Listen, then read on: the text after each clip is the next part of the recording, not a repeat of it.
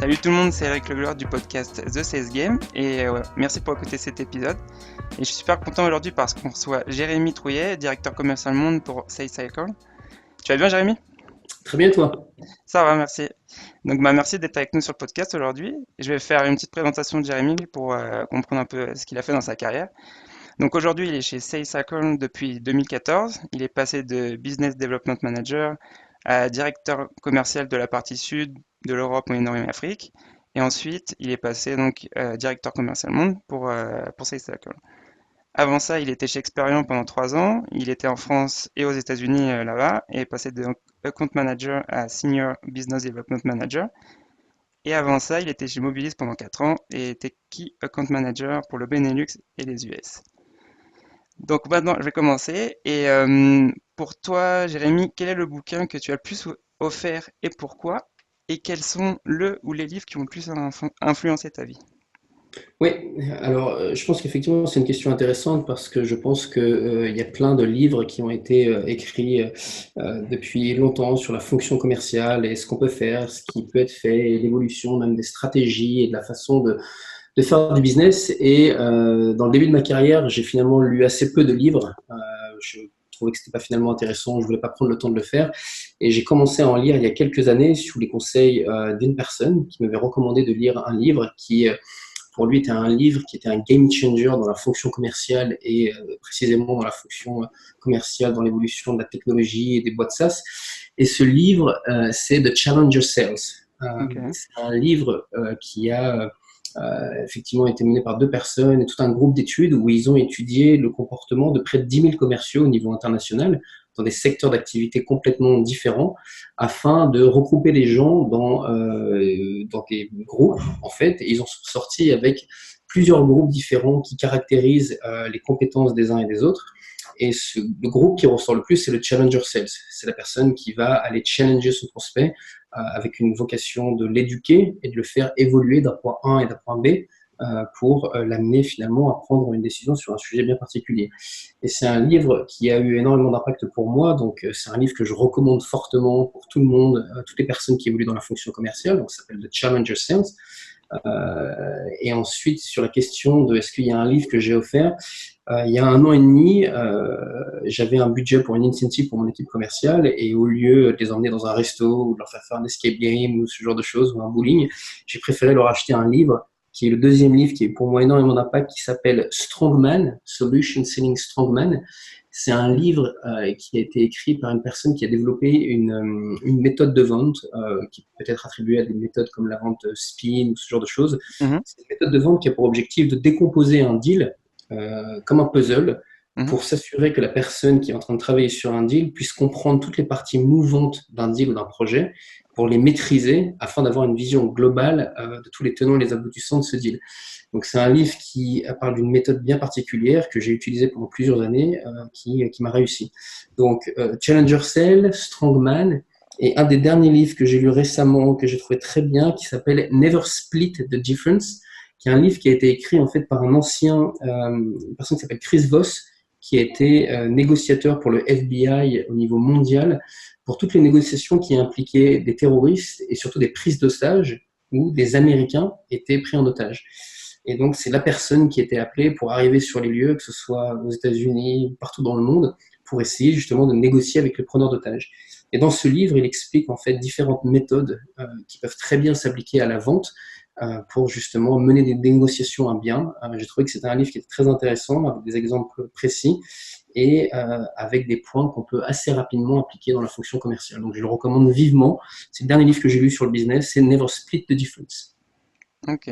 Donc je vais te poser j'ai plusieurs questions sur Ouais. ça. Donc tu disais qu'aujourd'hui, enfin The Challenger Sale et The Solution Selling, The Strongman Process, c'est deux méthodologies de vente qui t'ont influencé dans ta carrière de Mhm. vendeur. Aujourd'hui, tu utilises les deux dans ta méthodologie ou tu utilises laquelle?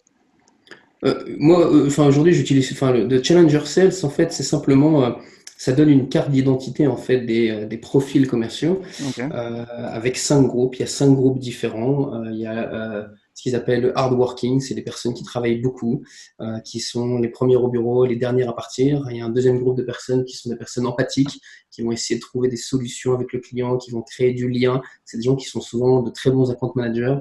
Il y a un troisième profil de personnes qui sont des gens qui sont des problem solvers, donc très tactiques, très opérationnels, qui vont essayer à chaque fois de régler tous les petits points de détail possibles et inimaginables pour faire en sorte qu'il n'y ait aucun grain de sable qui puisse enrayer la machine. Il y a un quatrième groupe de personnes qui sont ce qu'ils appellent les lone wolves. C'est les gens qui agissent seuls, qui sont des gens qui ont une méthode, c'est des gens qui sont assez durs à coacher, c'est des gens qui ont de l'expérience, qui sont isolés et qui ont du mal à s'intégrer. Et tous ces différents groupes ont à chaque fois des personnes qui sont excellentes, des personnes qui sont moyennes, des personnes qui sont moins bonnes. Et le dernier groupe, c'est le groupe de challengers. Donc, c'est les gens qui vont aller challenger le client. C'est typiquement des gens qui vont dire non à des clients et qui vont expliquer pourquoi ils vont dire non. Donc ça peut arriver au quotidien où un client va penser que la bonne solution pour eux, ça pourrait être X, Y, Z. Et c'est le travail du commercial de expliquer au client que non, même s'ils pensent avoir une bonne idée, c'est pas la bonne solution pour eux et on va leur expliquer pourquoi et les amener sur une autre direction. Donc, c'est une philosophie d'aller challenger. Mais challenger, ça peut se faire au quotidien. Ça peut être challenger donc un prospect, challenger son patron, challenger sa femme, challenger ses amis. Et pour répondre à ta question, moi, c'est une méthode et une approche que j'utilise au quotidien. Et ça va effectivement de challenger un commercial sur un deal où il me dit que ce deal va rentrer ce mois-ci et je vais aller le challenger sur pourquoi je pense qu'on n'y est pas encore parce qu'il manque des éléments. Et c'est là où je vais piocher dans la méthodologie Strongman pour mettre en avant des zones d'ombre qui n'ont pas été creusées dans le cadre de son deal.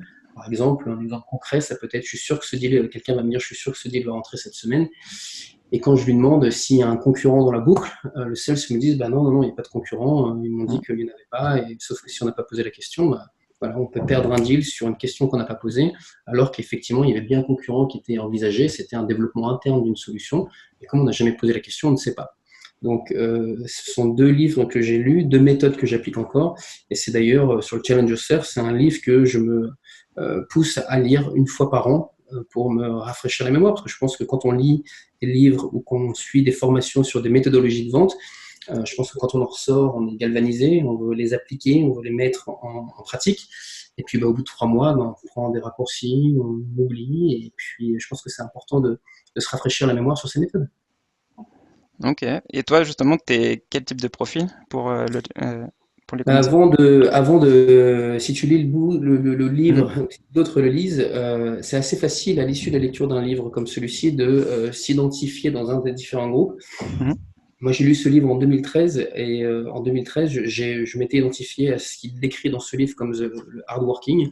Donc, c'était celui qui travaille beaucoup, celui qui va être là tôt le matin, qui va partir le dernier, qui travaille beaucoup. Et je me suis forcé à changer donc du hardworking en challenger. Et sur les 2 années qui ont suivi pour moi l'application de cette méthode et de cet état d'esprit, finalement, je me suis rendu compte que j'ai réussi à bosser beaucoup moins, être beaucoup plus productif et tout en gagnant plus d'argent. Donc, pour moi, l'impact, il a été flagrant sur les 2 années qui ont suivi pour moi la lecture de ce livre. Et ça a été d'ailleurs 2 années avant ma promotion en tant que directeur des ventes. Donc, ça a eu pas mal d'impact pour moi à plusieurs niveaux. Ok, bon bah c'est bien à savoir. Je l'ai pas encore lu justement, donc je l'ai sur ma liste, mais je l'ai pas encore lu. Il faut le prioriser celui-là, il est Ok, important. bah d'accord. Bah, c'est ce que je ferai. Le prochain livre que je lirai, ce sera celui-ci. Et je vais juste revenir. Tu disais que tu avais offert à ton équipe un livre. Ouais, Alors j'ai une question sur ça. C'est comment tu fais pour motiver ton équipe à lire? ouais, c'est une bonne question. En fait, quand j'étais face à cette question, j'avais en fait un budget, j'avais une certaine somme à dépenser, une équipe de 12 personnes devant moi, et j'avais un choix à faire. Effectivement, aujourd'hui, pour une fête de Noël, le choix classique, ça aurait été de les emmener au resto, faire un bowling ou de faire ça. Et puis ensuite, je me suis demandé ce qui pouvait avoir le plus d'impact pour eux et ce qui pouvait être le plus pertinent. Donc, le resto, ça marque à court terme. On va en reparler après pendant une semaine. Je me suis dit que le livre, ça pouvait avoir plus d'impact. Maintenant, quand je leur ai offert, euh, je les ai pas obligés de lire ce livre. Je me Ok. dis, et là, c'est un livre que je vous ai acheté, je l'ai commandé, je l'ai fait dédicacer par l'auteur. Pour moi, il a eu un impact fondamental dans ma vie. Maintenant, libre à vous de le lire. Ce que je sais, c'est que tout le monde n'a pas lu, mais j'ai ceux qui ont voulu le faire, on en a reparlé après coup. Et ils ont eu effectivement, je pense que sur leur carrière, ça a eu un impact parce que je pense que ça leur a appris à analyser les deals différemment, à se challenger davantage et, euh, et à évoluer. Ok. Pour toi, quel est le meilleur investissement ou l'investissement le plus intéressant que tu aies fait dans ta carrière ou chez Sales Cycle? L'investissement à quel niveau? Ça peut être financier, technologie. Ouais. Euh, J'en ai deux en tête. Quand j'ai eu l'opportunité de manager l'équipe au niveau global chez SellCycle, il y a Mhm, une chose qu'on ne faisait pas, que j'avais vu dans d'autres boîtes, qui pour moi était important pour galvaniser et motiver les troupes, c'était d'investir sur une incentive, mhm, donc un programme de récompense à l'année qui avait pour objectif de définir les règles d'une compétition sur les différents postes que j'allais être amené à manager. Donc, une partie de l'équipe, donc, ce sont des lead gen. L'objectif, c'est de générer des opportunités. J'ai une deuxième équipe, donc qui sont des sales. Leur objectif, c'est de closer. Et mhm. puis après, troisième équipe, j'ai des directeurs de vente qui eux-mêmes managent les équipes commerciales. Donc, l'incentive avait pour moi pour objectif de récompenser les meilleurs d'entre eux, le meilleur DIRCO, les meilleurs sales, le meilleur SDR, et de les envoyer quelques jours aux Bahamas sur un week-end tout payé, tout frais payé. Donc, pour moi, c'est un investissement, c'est un bon investissement parce que ça crée une compétition sur la totalité de l'année, ça génère de la rétention et puis pour ceux qui gagnent, c'est des souvenirs qu'ils garderont toute leur vie.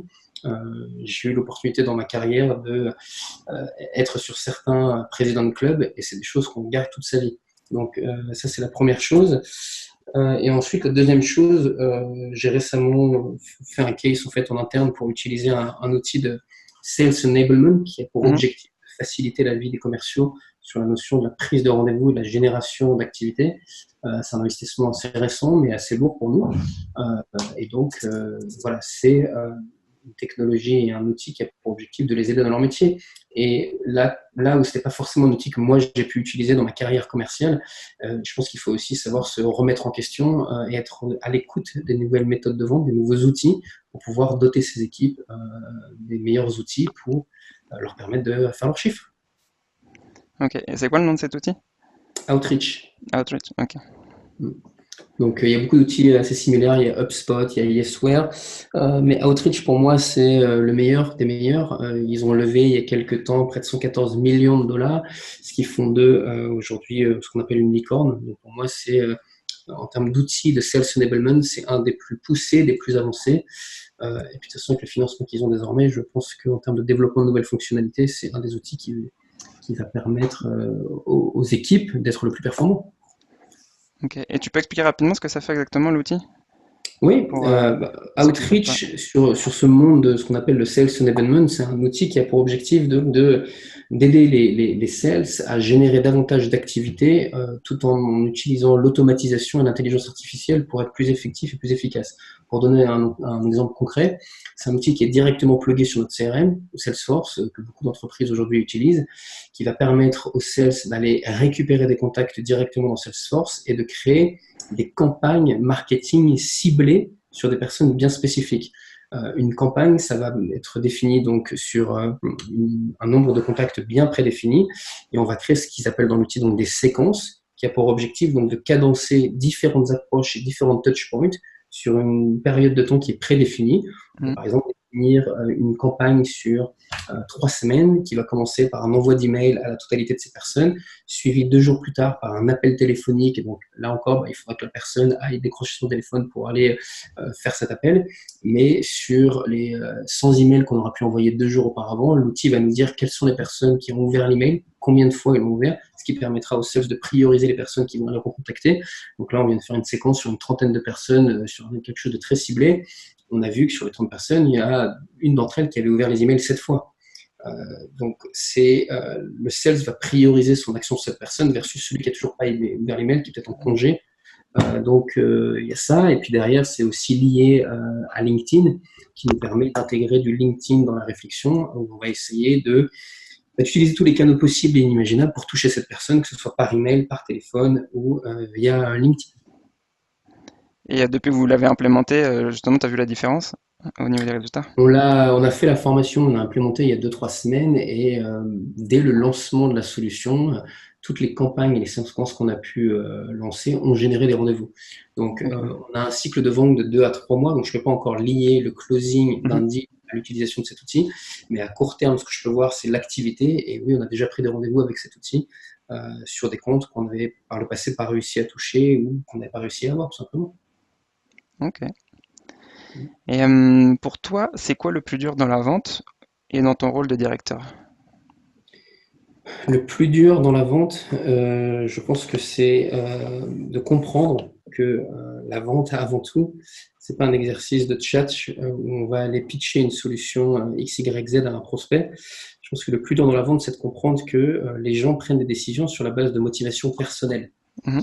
Les gens vont décider d'acheter un logiciel pour aider leur société à faire X, Y, Z, mais la réalité, c'est que ces personnes ont un objectif personnel. C'est-à-dire que s'ils atteignent leur objectif, ils auront une promotion. Et ce qu'il faut comprendre dans la vente, c'est que au-delà des ROI, au-delà du business case qu'on va pouvoir monter, au-delà de l'avantage concurrentiel de notre outil ou du fait que notre outil est moins cher qu'un autre, c'est pas ça les vrais drivers du business. Les drivers, c'est les motivations personnelles. Dans notre métier, on vend des outils pour aider les sites e-commerce à générer du chiffre d'affaires additionnel. Ça, c'est le message en surface, le message marketing. La réalité derrière, c'est qu'on parle à des individus qui sont des directeurs e-commerce, qui ont des objectifs, qui ont des KPI, et notre outil va les aider à atteindre leurs objectifs personnels, ce qui va pour eux leur permettre d'avoir un bonus ou une promotion ou pouvoir évoluer vers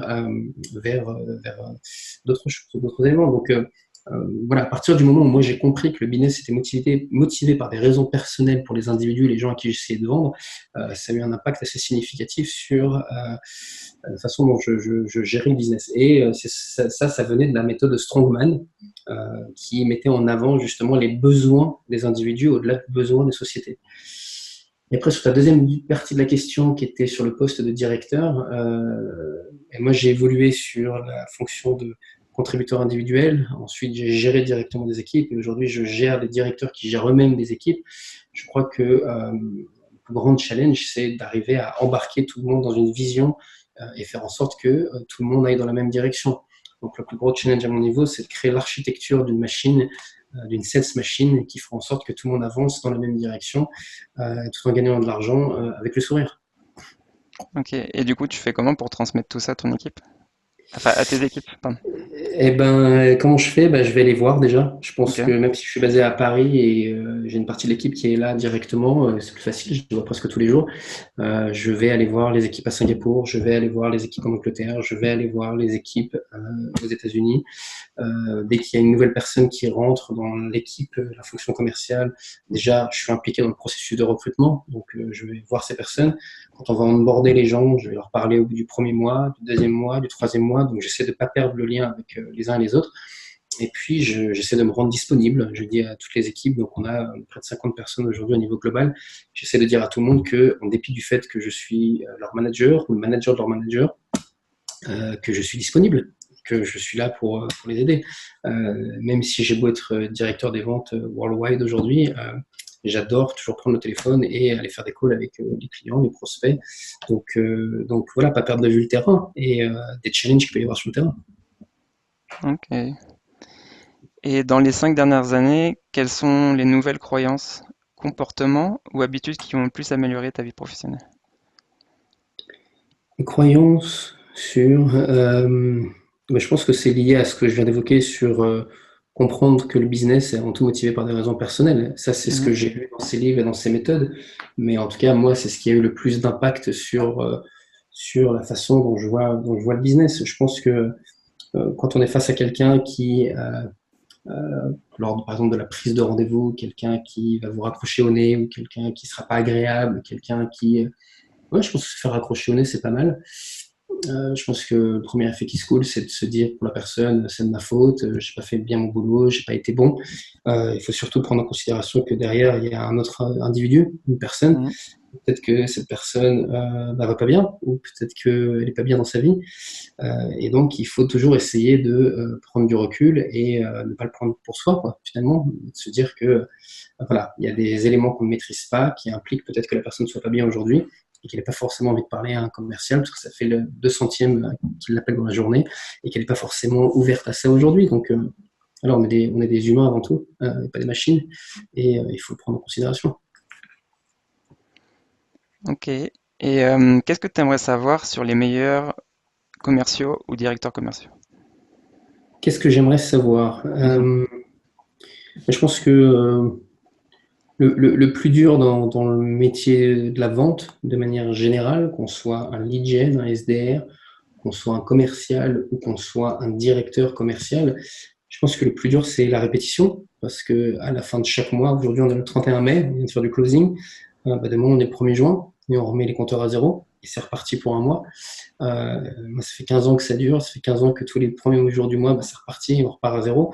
Donc, non, je pense qu'en termes de best practice, ce qui serait intéressant, c'est de comprendre un petit peu les méthodes et les approches des uns et des autres pour garder les équipes engagées, motivées, et quelles sont effectivement les différentes recettes pour faire en sorte que les personnes soient toujours impliquées et motivées dans un projet. Je pense que toutes les boîtes ont toujours des challenges au niveau des produits, au niveau du staff, au niveau des uns et des autres.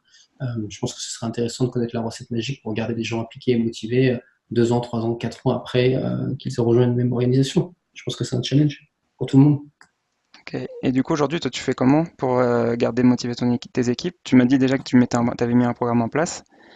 Et qu'est-ce que tu fais Oui, d'autre? mais je pense que j'essaye de faire tous les quarters des incentives divers et variés parce que la compétition, c'est une compétition annuelle, donc c'est un marathon. Ça commence du 1er avril jusqu'à la fin mars sur toute l'année fiscale. Donc un marathon, c'est long, c'est dur, et j'essaye de cadencer ça avec des opérations un petit peu plus tactiques. Je le fais au moins une fois par quarter. Donc pendant un mois en particulier, il va y avoir le mois Bose. Le mois dernier, c'était Q2 l'année dernière. Le top performer des lead gen, par exemple, allait gagner une enceinte Bose. Le meilleur commercial a gagné effectivement des casques Bose sans fil. Donc, c'était sur des moments bien précis, donner une incentive matérielle que les personnes vont pouvoir effectivement saisir à la fin du mois. On a fait un concours au mois de décembre où le meilleur lead gen au niveau mondial aurait l'opportunité de partir à New York une semaine dans nos bureaux. Donc voilà, c'est de cadencer cette compétition qui est un marathon avec des compétitions plus tactiques, avec des prix bien précis, des KPI bien définis pour garder les gens enjoués et motivés au quotidien. Ok. Et du coup, pour toi, quelles sont les 3 leçons que tu as apprises chez SalesCycle? Les 3 leçons que j'ai Mm. apprises ici. C'est une bonne question. Je pense que la leçon numéro 1 que je pourrais retenir et partager avec tout le monde, c'est que il faut bien prendre en considération que pour évoluer dans la fonction commerciale, pour passer de sales à sales senior, à team lead, à manager et un jour directeur, je pense qu'il faut bien prendre en considération que c'est une combinaison de 2 éléments qui vont permettre à un individu d'évoluer. Les 2 éléments sont la performance commerciale, les résultats. Quand on est sales, on a des objectifs, on a des comptes à rendre, et c'est primordial pour pouvoir évoluer dans sa carrière commerciale. Le deuxième point, c'est son intégrité et l'intégration dans le projet d'entreprise.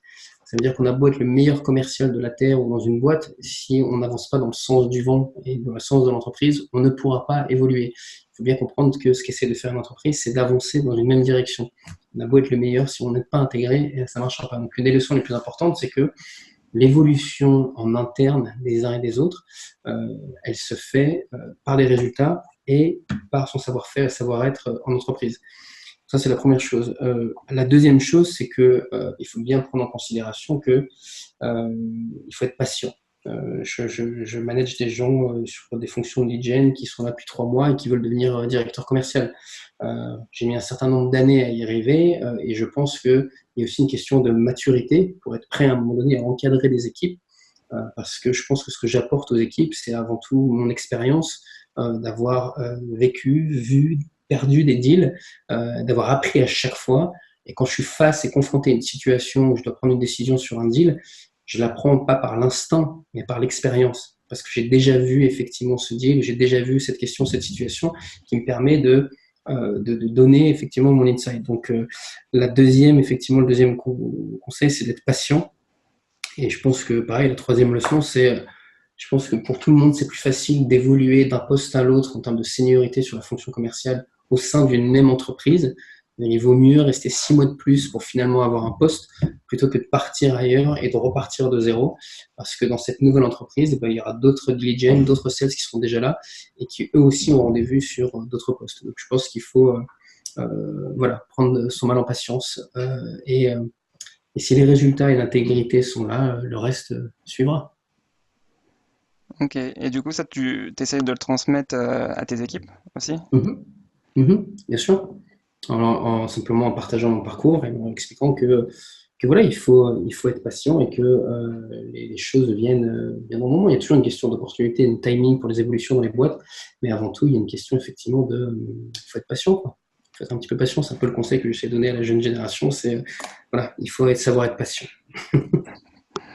Oui, parce que généralement, les nouvelles générations sont moins patientes, tu trouves?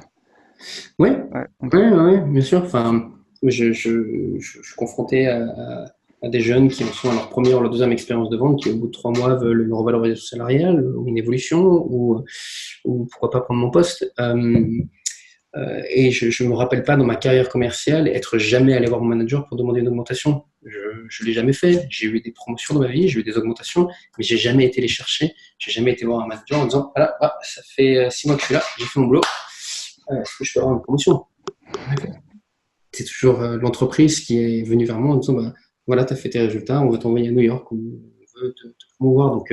Donc oui, je trouve que les nouvelles générations sont impatientes, pensent que l'herbe est toujours plus verte ailleurs. Et je pense que c'est conjoncturel. Enfin, je veux dire, on est dans une économie où aujourd'hui, si on veut quelque chose, on va sur Amazon et puis on l'a ce soir. Je pourrais commander aujourd'hui un truc et l'avoir ce soir chez moi.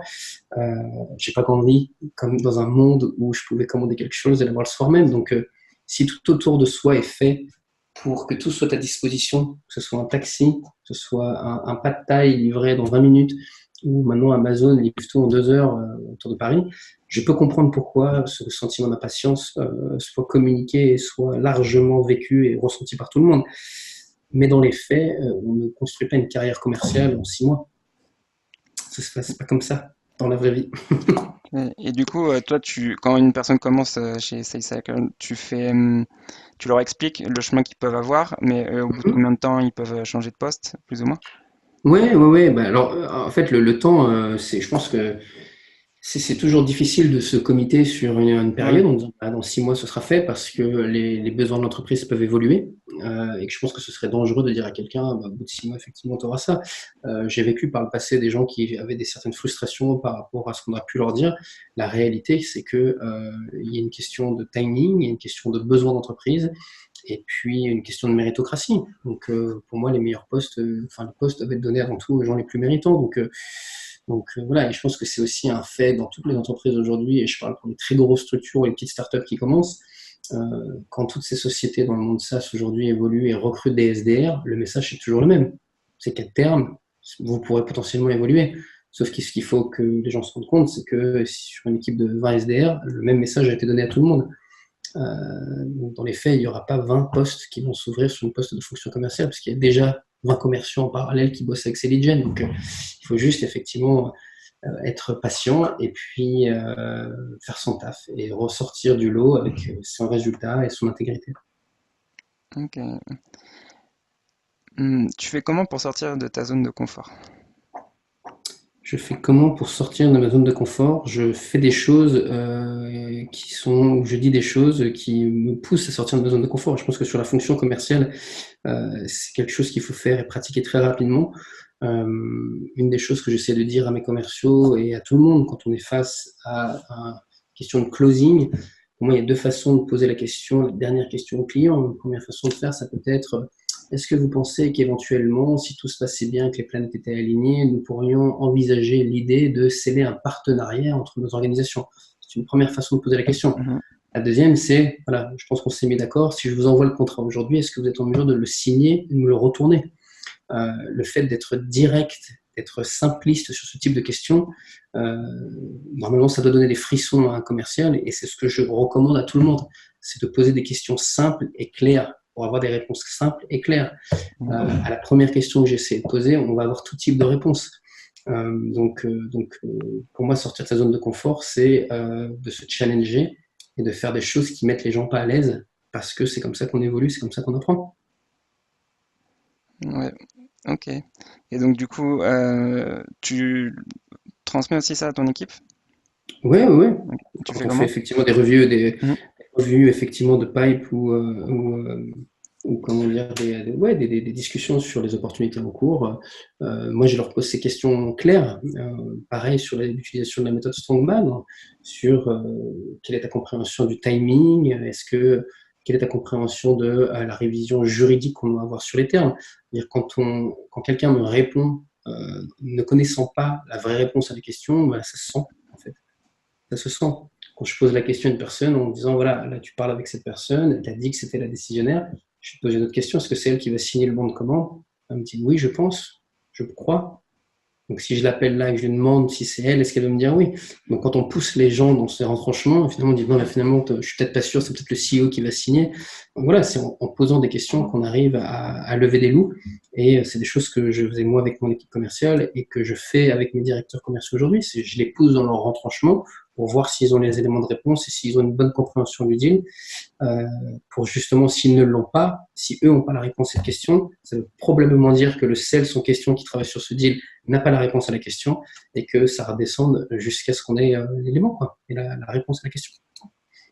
Ok. Et du coup, tu fais comment pour avoir cette information-là? Tu donnes à tes commerciaux une liste de tout ce qu'ils doivent trouver comme information? Alors, mais une des premières choses que j'ai fait quand j'ai eu ce job et la responsabilité globale des équipes de vente, j'ai écrit un sales playbook Mhm. qui est un livre qui fait à peu près une centaine de pages, qui définit en fait toutes les étapes du processus de vente, entre le premier jour où on va décrocher le téléphone jusqu'au moment où on aura closé le deal et qu'il faudra mettre à jour Salesforce.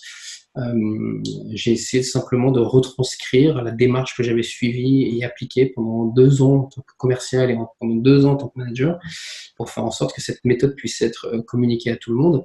Donc les gens que j'encadrais directement, ce document, on l'avait déjà vu parce que c'était ce qu'ils faisaient déjà. Pour les autres, mon objectif, c'était de leur donner des méthodes, une méthode de vente, une méthode d'approche, de questionnement. Donc c'est un document que j'ai mis à disposition de l'équipe de vente pour leur permettre d'être performants dans leur rôle au quotidien et de poser toutes les bonnes questions. Donc dans ces documents, il y a toutes les questions qu'il faut poser pour éviter d'être dans une situation où on perd un deal parce qu'on a oublié de poser la question de savoir s'il y avait un concurrent dans la boucle, alors qu'on aurait pu la poser plus tôt et traiter cette objection plutôt que de le découvrir à la fin du processus et de perdre un deal. Ok. Maintenant, j'ai une petite question. Oui. Disons, là, on va dire que dans ton objectif de vente pour dans 3 ans, bah, c'est 200 millions d'euros, par exemple. Mhm. Qu'est-ce qui te retient de faire cet objectif en 6 mois? Euh, la réalité d'un recrutement, enfin, je veux dire, à un moment donné, pour ce type d'objectif, il faudrait recruter pour moi une armée et l'onboarding. Je pense que ça, c'est un exercice, c'est une discussion que j'ai souvent avec mon CFO. Quand on travaille sur les plans de recrutement et on va ajouter 3 personnes ici, 2 personnes là, pour eux, d'un point de vue financier, à partir du moment où on recrute une nouvelle personne, ben, c'est quelqu'un qui va délivrer le jour 1, qui va closer dès le début. La réalité, c'est que dans chaque boîte, en fonction de la taille moyenne des deals, il y a des cycles de vente. Donc, un CFO va se dire, je recrute un commercial, il délivre le mois 1. Moi qui gère et qui gère des équipes et qui ai vendu ce produit, je sais qu'aujourd'hui, il nous faut à peu près 55 jours pour vendre une solution. Donc, si je recrute quelqu'un au mois 1, il va pas vendre le mois 1. Il va peut-être pas vendre le mois 2. Il va vendre le mois 3. Moi, le plus grand challenge, ce serait de trouver des méthodes pour faire en sorte que l'onboarding, qui est, je pense, un vrai challenge dans toutes les boîtes, soit le plus simple possible et le plus efficace possible. Tout ce qui peut être fait pour améliorer l'onboarding des uns des autres, pour leur permettre d'avoir toutes les réponses à toutes les questions possibles et inimaginables, moi, c'est un vrai challenge dans toutes les boîtes. S'assurer que les gens sont bien reçus, bien formés et pour qu'ils soient ensuite confiants pour faire le boulot. Ok. Et du coup, tu disais, bah, un commercial quand il commence chez vous, il met à peu près 3 mois pour commencer à vendre. Mm-hmm. Et c'est à peu près pareil pour tout le monde, ce cycle d'apprentissage? Ça dépend de la taille des deals qu'on fait. Enfin, je veux dire, je pense que tout est lié à la taille des deals. Je pense que pour les gens qui vendent des deals avec un paiement mensuel qui est inférieur à 500 euros, effectivement, je connais des gens qui font du closing sur un coup de fil. Une démo, un lead entrant, un coup de fil, c'est closé. Donc ça, c'est des choses que des gens peuvent faire dès leur première semaine dans une entreprise. Nous, on vend des deals qui oscillent entre 30 000 et 100 000 euros, donc ça nous prend à peu près 2 à 3 mois. Maintenant, il y a d'autres entreprises qui vont vendre des solutions enterprise qui vont se chiffrer en millions d'euros. Je pense que leur cycle de vente est même davantage plus long. Je pense qu'il y a des boîtes sur lesquelles on a des cycles de vente de 6 mois, 9 mois, 1 an. J'ai effectivement des amis qui vendent ce type de deal. C'est des deals à 1 ou 2 millions d'euros. Ils en font un par an. En même temps, c'est ce qu'ils ont comme objectif. Donc après, je pense que le cycle de vente va être lié à la typologie de produits qu'on vend et va être lié au panier moyen. Plus c'est petit, plus ça va vite, plus c'est grand, plus on va devoir de toute façon impliquer de monde. On voit bien que quand la France vend des avions à l'international, la personne qui signe, c'est les présidents. C'est Macron qui va les signer, c'est le ministère de la Défense. Ce qu'on ne voit pas, c'est que ça fait des années que derrière, il y a des commerciaux, des équipes qui ont travaillé pour amener ce deal. Ce qu'on voit à la télé, c'est la finalité, c'est la signature. Pour moi, ça ne donne pas justice à tout ce qui a été fait avant pour en arriver là, quoi. Et tu sais mettre combien de temps à peu près à faire un deal comme ça? C'est 5-6 ans, Pardon? non? C'est 5-6 ans à peu près un Je pense que deal c'est de... des années. Ouais. Je pense que c'est des Ouais. années pour en arriver à closer des deals qu'on peut voir sur des dizaines, des centaines de millions d'euros sur la vente de plusieurs avions. Je pense que c'est des années de travail, de confiance, de multiples rendez-vous, de tests, d'analyse pour en arriver à là. C'est tout à l'honneur des personnes qui sont impliquées, mais c'est jamais un travail d'une personne isolée, c'est un travail d'équipe avant tout. Ok. Et j'ai vu que tu as prospecté en France et aux États-Unis. Mhm. Du coup, pour toi, c'est quoi la plus grosse différence au niveau de la prospection entre ces deux pays? Bah, à l'époque, quand je suis parti aux États-Unis, je ne voyais pas énormément de différence parce que pour moi, tout était une question d'exécution avant tout. Je veux dire, à partir du moment où on avait les rendez-vous et qu'on arrivait à mener ces rendez-vous, que ce soit. Et aujourd'hui, j'ai du recul, j'ai vendu à des gens en France, en Angleterre, au Canada, aux États-Unis, en Afrique. À un moment donné, certes, il y a des cultures et il y a des affinités qui sont différentes, mais à partir du moment où l'exécution est là, pour moi, vendre à quelqu'un en Éthiopie ou quelqu'un au Canada, c'est la même chose. Par contre, ce qui a changé pour moi ces dernières années, c'est dans l'approche. Là où il y a encore quelques années, le téléphone, ça marchait partout et ça marchait très bien. Aujourd'hui, le marché américain, par exemple, est tellement saturé de fournisseurs divers et variés qu'aujourd'hui, les taux de conversion moyens sur une centaine de coups de fil sur le marché américain, je ne parle même pas de taux de conversion, je parle de coups de téléphone aboutis, c'est aussi entre 2 et 3%. Donc, il faut énormément d'énergie derrière pour en arriver là. C'est là où tous ces outils d'automatisation qui ont pour objectif d'aider les commerciaux à envoyer des emails, envoyer des séquences de marketing, a pour objectif de dégrossir un petit peu le marché et faire en sorte que ça fonctionne. Tu m'as posé cette question il y a quelques années, et je te dis pas de différence, pour moi tout est dans l'exécution. Aujourd'hui, je pense que les marchés sont à un niveau de maturité qui fait qu'il faut s'adapter. Il faut s'adapter. Il faut créer du contenu, il faut faire parler de soi, il faut aller faire des salons. C'est vraiment celui qui fait le plus de bruit aujourd'hui sur le marché qui s'en sortira, quoi. Ok. Et du coup, tu me disais qu'aujourd'hui, le téléphone ne fonctionnait plus trop aux États-Unis. Vous Aux utilisez US. quoi aux US? Mm. Vous utilisez quoi comme canaux de prospection? Bah, en Europe, ce qui fonctionne le plus pour moi, c'est encore le téléphone. Ok. Maintenant, sur les marchés US et asiatiques, ce qui fonctionne plus et mieux aujourd'hui, c'est l'email. Les emails, et je vais même aller plus loin, sur le marché asiatique, on fait aujourd'hui du suivi de pipe sur WhatsApp, quoi. On envoie des SMS, on envoie du WhatsApp, WeChat, pour savoir où en sont les prospects. Je veux dire, la dernière update que j'ai reçue d'un deal sur lequel on est en train de travailler avec une grosse marque en Inde, c'était une capture d'écran d'un WhatsApp du client, quoi, qui nous disait je suis en déplacement, ce sera signé en début de semaine prochaine. Donc là, on a encore un autre stade, quoi. Ok. Donc, en gros, vous cherchez le canal le plus adapté à chaque région. Mhm. Mais si je devais les dire, en Europe, le téléphone marche encore très bien. Sur le marché américain, je dirais l'email. Et là où sur le marché asiatique, on est encore sur autre chose, mobile et réseaux sociaux et tout ça. Ok. Bon, bah on va arriver à la fin de notre entretien. Et Mhm. j'ai justement une dernière question pour toi. Ça va être un petit défi, en fait, pour ceux qui nous écoutent. Mhm. Il faudrait que tu me donnes un défi ou un changement ou une action, une pratique que les personnes qui nous écoutent, elles peuvent faire cette semaine pour s'améliorer dans sa carrière de vendeur. Ok. Alors, je sais pas si c'est un défi, mais c'est une des choses que j'ai retirées du dernier livre que j'ai lu, qui s'appelle donc Never Split the Difference de Chris Voss. Mhm. Euh, une des méthodes qu'il partage sur ses négociations, une fois de plus, hein, c'est des prises d'otages. Donc il y a des vies en jeu. Donc d'où effectivement le titre de son livre, c'est qu'il ne peut pas se permettre de se planter.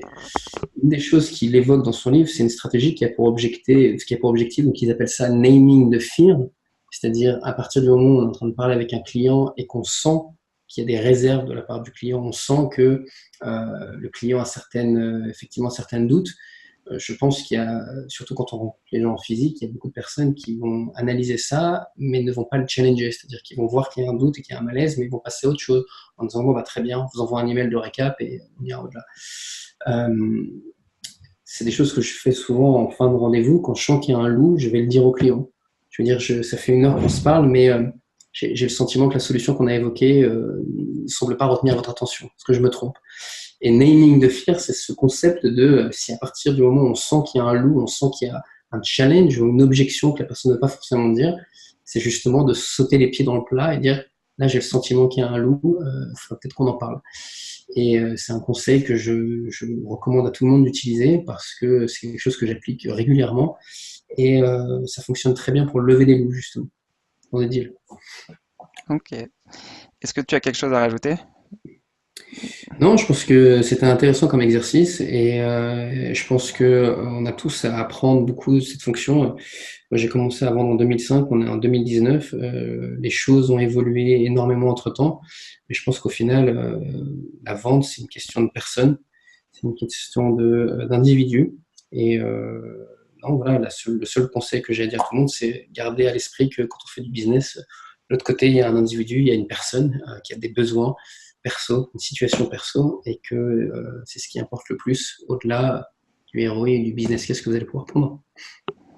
Ok, bah merci beaucoup Jérémy Merci à pour toi. aujourd'hui et merci d'avoir regardé l'épisode ou de l'avoir écouté.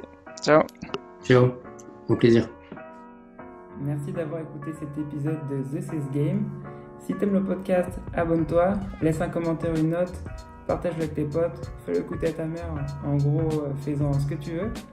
Et ça serait top aussi si tu pouvais m'aider à le partager. On se revoit dans le prochain épisode. Ciao!